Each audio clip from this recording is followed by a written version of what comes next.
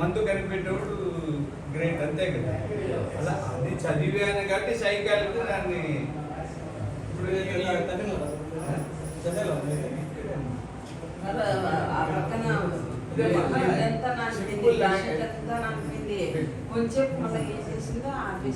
దాన్ని ఏమంటారంటే హార్మోన్స్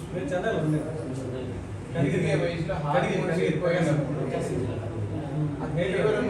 ఉద్వేగ లోపాలు అంటాం, ఎమోషనల్ ఇంబ్యాలెన్స్ అంటారు. ఆ ఎమోషన్ ఇంబ్యాలెన్స్ అయినప్పుడు ఏమి పోల్చుకుందాం అనిపిస్తుంది. మీరు ఆ అమ్మాయి పోసుకోవాలి అనిపించేది కాలేదు చూడండి, మీకు గుర్తుంది.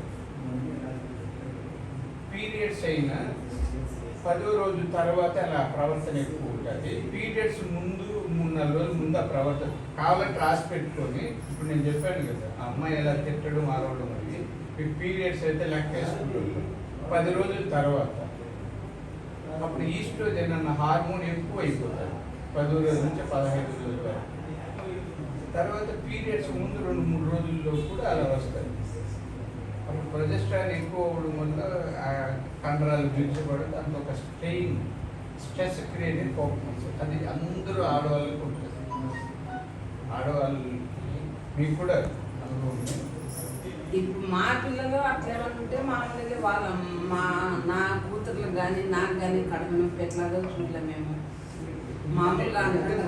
మనం మీరు చెత్త ఎలా చేస్తున్నారు, గొంగి తోస్తున్నారా ఇలా తోస్తున్నారు?